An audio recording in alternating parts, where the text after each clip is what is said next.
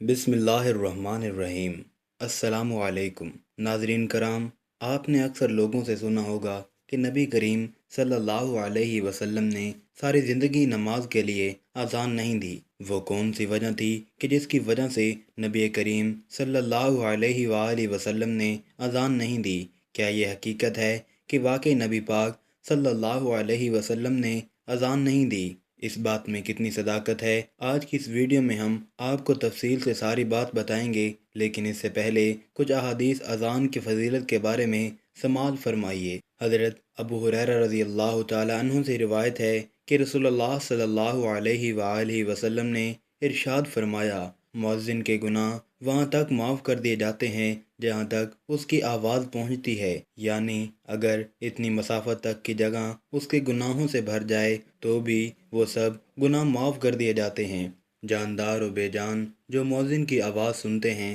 وہ سب قیامت کے دن اس کے لیے گواہی دیں گے۔ مؤذن کی اذان پر نماز میں آنے والے کے لیے 25 نمازوں کا ثواب لکھ دیا جاتا ہے، اور ایک نماز سے پچھلی نماز تک کے درمیانی اوقات کے گناہ معاف کر دیے جاتے ہیں۔ سبحان اللہ۔ حضرت عبداللہ بن عمر رضی اللہ تعالی عنہما سے روایت ہے کہ رسول اللہ صلی اللہ علیہ وآلہ وسلم نے ارشاد فرمایا، مؤذن کی آواز جہاں جہاں تک پہنچتی ہے وہاں تک اس کی مغفرت کر دی جاتی ہے۔ ہر جاندار اور بے جان جو اس کی اذان کو سنتے ہیں اس کے لیے مغفرت کی دعا کرتے ہیں۔ ایک روایت میں ہے کہ ہر جاندار اور بے جان اس کی اذان کا جواب دیتے ہیں۔ حضرت ابو صعصع رضی اللہ تعالیٰ عنہ فرماتے ہیں کہ حضرت ابو سعید رضی اللہ تعالیٰ عنہ نے مجھ سے فرمایا، جب تم جنگلات میں ہوا کرو تو بلند آواز سے اذان دیا کرو، کیونکہ میں نے رسول اللہ صلی اللہ علیہ وآلہ وسلم کو یہ ارشاد فرماتے ہوئے سنا، مؤذن کی آواز کو جو درخت، مٹی کے ڈیلے، پتھر، جن اور انسان سنتے ہیں وہ سب قیامت کے دن مؤذن کے لیے گواہی دیں گے۔ حضرت برہ بن عازب رضی اللہ تعالی عنہما سے روایت ہے کہ رسول اللہ صلی اللہ علیہ وآلہ وسلم نے ارشاد فرمایا، بلا شبہ اللہ تعالیٰ اگلی صف والوں پر رحمت بھیجتے ہیں، فرشتے ان کے لیے دعائے رحمت کرتے ہیں، اور مؤذن کے اتنے ہی زیادہ گناہ معاف کیے جاتے ہیں جتنی حد تک وہ اپنی آواز بلند کرے۔ جو جاندار و بے جان اس کی اذان کو سنتے ہیں، اس کی تصدیق کرتے ہیں، اور مؤذن کو ان تمام نمازیوں کے برابر اجر ملتا ہے جنہوں نے اس کے ساتھ نماز پڑھی۔ حضرت عبداللہ بن عمر رضی اللہ تعالیٰ عنہما سے روایت ہے کہ نبی کریم صلی اللہ علیہ وآلہ وسلم نے ارشاد فرمایا، جس نے 12 سال اذان دی اس کے لیے جنت واجب ہو گئی۔ اس کے لیے ہر اذان کے بدلے میں 60 نیکیاں لکھی جاتی ہیں، اور ہر اقامت کے بدلے میں 30 نیکیاں لکھ دی جاتی ہیں۔ حضرت عبداللہ ابن عمر رضی اللہ تعالیٰ عنہما سے روایت ہے کہ رسول اللہ صلی اللہ علیہ وآلہ وسلم نے ارشاد فرمایا، 3 شخص ایسے ہیں کہ جن کو قیامت کی سخت گھبراہٹ کا خوف نہیں ہوگا، نہ ان کو حساب کتاب دینا پڑے گا جب تک مخلوق اپنے حساب و کتاب سے فارغ ہو۔ وہ مشق کے ٹیلوں پر تفریح کریں گے۔ ایک وہ شخص جس نے اللہ تعالیٰ کی رضا کے لیے قرآن شریف پڑھا اور اس طرح امامت کی کہ مقتدی اس سے راضی رہے۔ دوسرا وہ شخص جو اللہ تعالیٰ کی رضا کے لیے لوگوں کو نماز کے لیے بلاتا ہو۔ تیسرا وہ شخص جو اپنے رب سے بھی اچھا معاملہ رکھے اور اپنے ماتحتوں سے بھی اچھا معاملہ رکھے۔ حضرت جابر رضی اللہ تعالیٰ عنہ فرماتے ہیں کہ میں نے رسول اللہ صلی اللہ علیہ وآلہ وسلم کو یہ ارشاد فرماتے ہوئے سنا، شیطان جب نماز کے لیے اذان سنتا ہے تو مقام روحہ تک دور چلا جاتا ہے۔ حضرت سلیمان رحمۃ اللہ علیہ کہتے ہیں کہ میں نے جابر رضی اللہ تعالیٰ عنہ سے مقام روحہ کے بارے میں پوچھا تو انہوں نے فرمایا کہ یہ مدینہ سے 36 میل دور ہے۔ حضرت ابو ہریرہ رضی اللہ تعالیٰ عنہ سے روایت ہے کہ نبی کریم صلی اللہ علیہ وآلہ وسلم نے ارشاد فرمایا، جب نماز کے لیے اذان دی جاتی ہے تو شیطان بآواز ہوا خارے کرتا ہوا پیٹ پھیر کر بھاگ جاتا ہے تاکہ اذان نہ سنے، پھر جب اذان ختم ہو جاتی ہے تو واپس آ جاتا ہے، جب اقامت کہی جاتی ہے تو پھر بھاگ جاتا ہے، اور اقامت پوری ہونے کے بعد پھر واپس آ جاتا ہے تاکہ نمازی کے دل میں وسوسہ ڈالے۔ چنانچہ نمازی سے کہتا ہے یہ بات یاد کر اور یہ بات یاد کر، ایسی ایسی باتیں یاد دلاتا ہے جو باتیں نمازی کو نماز سے پہلے یاد نہ تھی، یہاں تک کہ نمازی کو یہ بھی خیال نہیں رہتا کہ کتنی رکعتیں ہوئی ہیں۔ حضرت ابو ہریرہ رضی اللہ تعالیٰ عنہ روایت کرتے ہیں کہ رسول اللہ صلی اللہ علیہ وآلہ وسلم نے ارشاد فرمایا، اگر لوگوں کو اذان اور پہلی صف کا ثواب معلوم ہو جاتا اور انہیں اذان اور پہلی صف قرآن اندازی کے بغیر حاصل نہ ہوتی تو وہ ضرور قرآن اندازی کرتے۔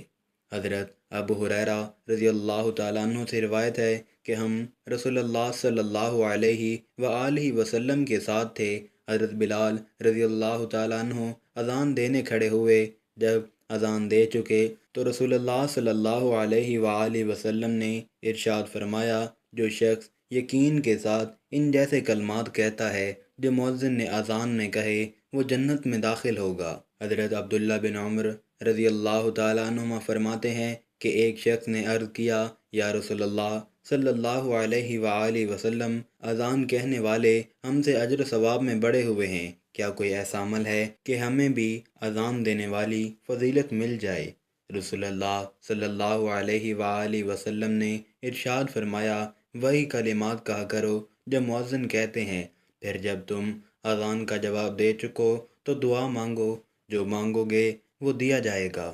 ناظرین کرام، آخر میں ہم آپ کو بتاتے چلیں کہ آیا واقعی نبی پاک صلی اللہ علیہ وآلہ وسلم نے ساری زندگی اذان نہیں دی؟ اس کی کیا وجہ ہے؟ آئیے سماعت فرمائیں۔ واضح رہے کہ آپ صلی اللہ علیہ وآلہ وسلم سے نفس اذان تو قطعی طور پر ثابت ہے، اس میں کسی کا کوئی اختلاف نہیں، اس لیے کہ سنن ابو داؤد اور جامع ترمذی میں روایت ہے کہ حضرت حسن رضی اللہ تعالیٰ عنہ کی ولادت کے وقت نبی کریم صلی اللہ علیہ وآلہ وسلم نے ان کے کان میں اذان دی تھی۔ باقی آپ صلی اللہ علیہ وآلہ وسلم سے نماز کے لیے اذان دینا ثابت ہے یا نہیں، اس بارے میں شروع ہی سے ائمہ محدثین میں اختلاف چلا آ رہا ہے۔ ائمہ محدثین کی اس بارے میں دو رائے ہیں۔ نمبر 1، امام محی الدین النووی اور علامہ جلال الدین السیوطی رحمۃ اللہ علیہ وغیرہ کا موقف ہے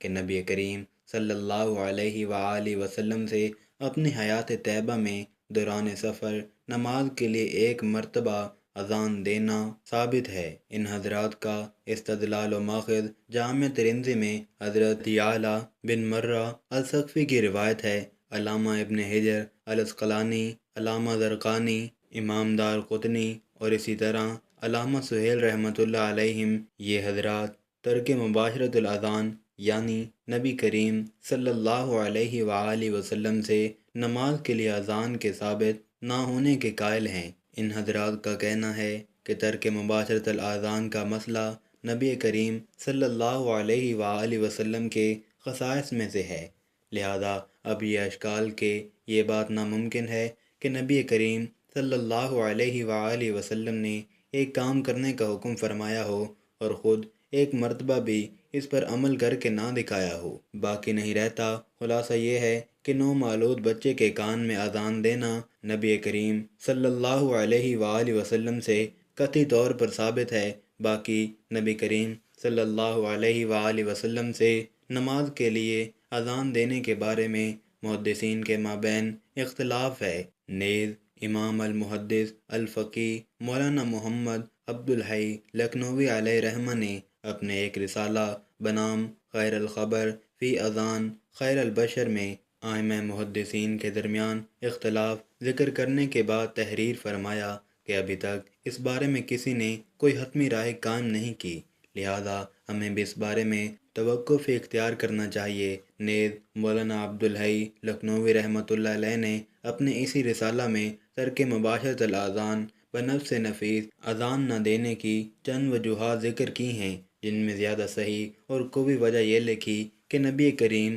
صلی اللہ علیہ وآلہ وسلم کے اذان نہ دینے میں در حقیقت خلفائے راشدین کے مشقت میں پڑنے اور احکام شرعیہ میں خلل واقع ہونے کے اندیشہ سے بچنا تھا۔ وہ اس طرح کہ نبی کریم صلی اللہ علیہ وآلہ وسلم جب بھی کوئی کام شروع فرماتے تو پھر اس پر مواظبت اور مداومت اختیار فرماتے، جبکہ منصب رسالت اور احکام شرعیہ مثلاً کفار سے قتال، لوگوں کے درمیان فیصلے وغیرہ جیسی بڑی ذمہ داری انجام دینی تھی، جو اذان سے زیادہ اہم اور ضروری تھی۔ اگر نبی کریم صلی اللہ علیہ وآلہ وسلم اذان دیتے اور اس پر مواظبت فرماتے تو اس طرح نبی کریم صلی اللہ علیہ وآلہ وسلم کی اتباع میں خلفائے راشدین کو بھی مواظبت کرنی پڑتی، جس کی بنا پر دوسرے اہم امور میں خلل واقع ہونے کا اندیشہ تھا۔ اس لیے آپ صلی اللہ علیہ وآلہ وسلم نے اذان نہیں دی۔ واللہ عالم۔ اللہ تبارک و تعالی ہمیں عمل کرنے کی توفیق عطا فرمائے، آمین۔